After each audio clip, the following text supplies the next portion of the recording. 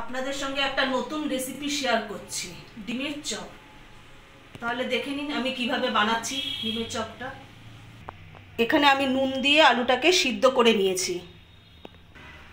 ডিমের চপের জন্য ডিম লাগবে বলে আমি ডিমগুলোকে সিদ্ধ করে চোকলা ছাড়িয়ে আর কেটে নিয়েছি।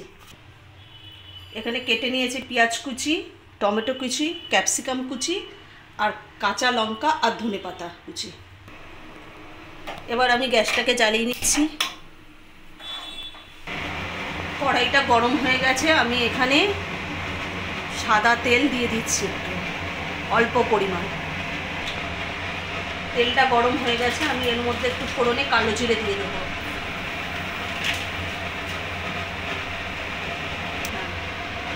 এবার দিয়ে দেবো পেঁয়াজ কুচি, টমেটো কুচি, ক্যাপসিকাম কুচি আর কাঁচা লঙ্কা আর ধনেপাতা কুচি।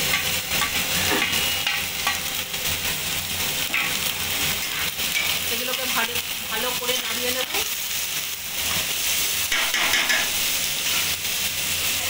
আর অল্প একটু নুন দিয়ে দেবো।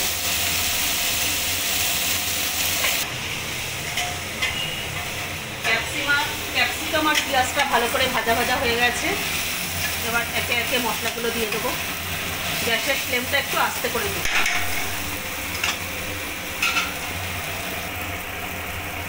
একটু জোয়ান দিয়ে দিলাম, গোলমরিচ গুঁড়ো, জিরে গুঁড়ো আর অল্প একটু চীনাবাদাম দিয়ে দিলাম। এবার ভালো করে মশলাটা নাড়িয়ে নেব।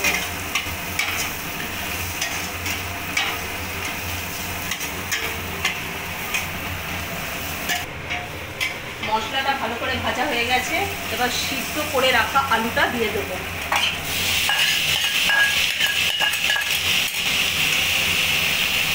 এবার ভালো করে আলুগুলোকে ভেঙে দেবো।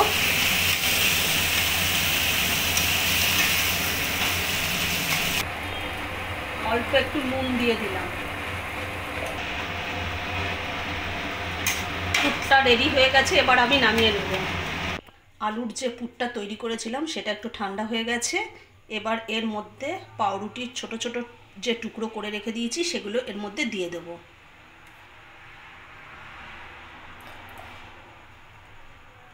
এবার এই আলুর পুরটার সাথে ভালো করে মিক্সড করে নেব। পুরটা আমার একদম রেডি হয়ে গেছে। এভাবে আমি বলের মতো সাইজ করে নেব।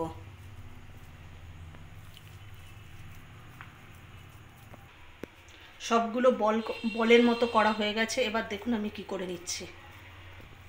এবার আমি বলগুলো নিয়ে নিচ্ছি। বলটাকে মাঝখানটা ফাঁকা করে এখানে ডিমটা দিয়ে দেব।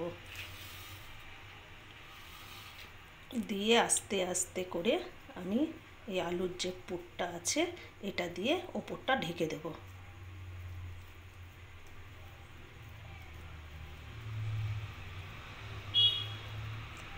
ঢেকে দিয়ে এবার পুরো গোল করে নেব।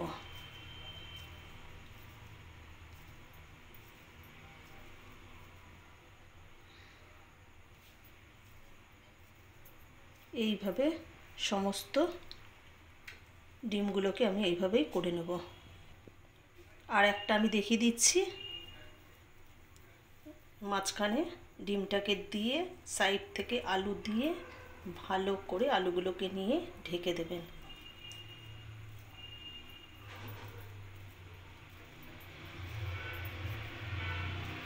ঠিক এইভাবে।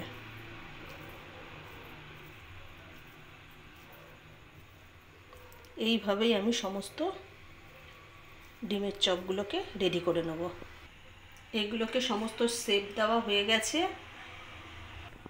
একটা বাটির মধ্যে আমি দুটো ডিম গুলে এর মধ্যে নুন আর গোলমরিচ দিয়ে নিয়েছি আর এখানে ব্রেড গাম নিয়ে নিয়েছি। এগুলোকে আমি ডিমের মধ্যে চুবিয়ে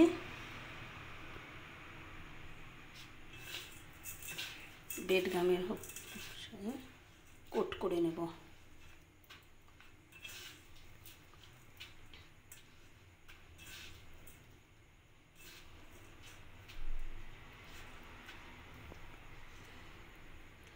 ডবল কোট করে নেব।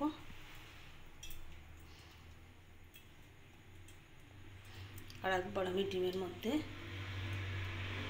দিয়ে নিলাম।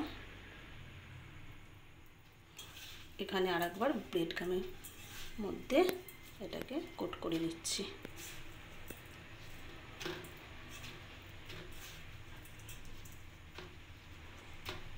তবে আমি সবগুলোকে করে নেব।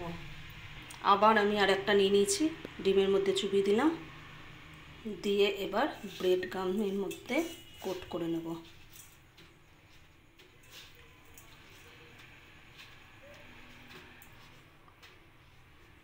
আমি ডবল কোট করে নিচ্ছি। আমি আর একবার ডিমের মধ্যে দিয়ে নিলাম।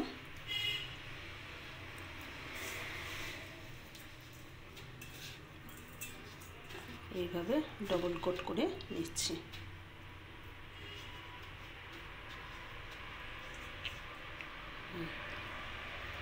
এইভাবেই আমি সবগুলোকে করে নেব।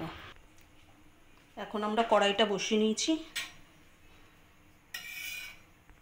এগুলো সমস্তগুলো কোট করা হয়ে গেছে। এবার এখানে আমি তেল দিয়ে দেবো।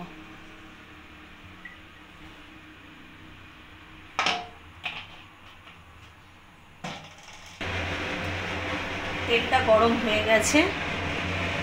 এবার আমি এগুলোকে ছেড়ে দেব। আমি সবগুলো একসাথে ছাড়বো না, দুটো দুটো করে ছাড়ব, তাহলে ভালো করে হবে জিনিস।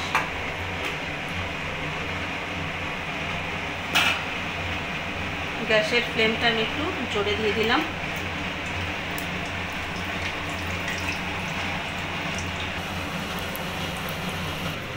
এগুলোকে আমি ভালো করে উল্টে পাল্টে ভেজে নেব লাল লাল করে।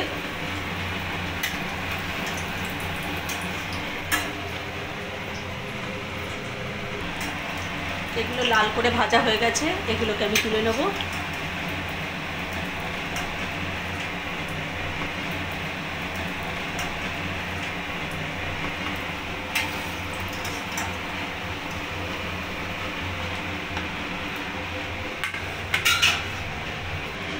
বাদ বাকিগুলো আমি এবার কড়াইতে ছেড়ে দেবো।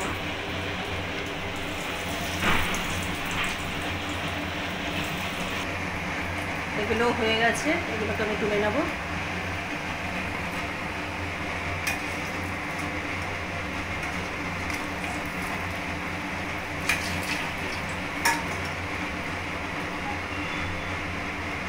দেখুন এগুলোকে দেখতে কেমন হয়েছে, তাহলে খেতে যে কত না সুন্দর হবে আপনারা বুঝতে পারছেন।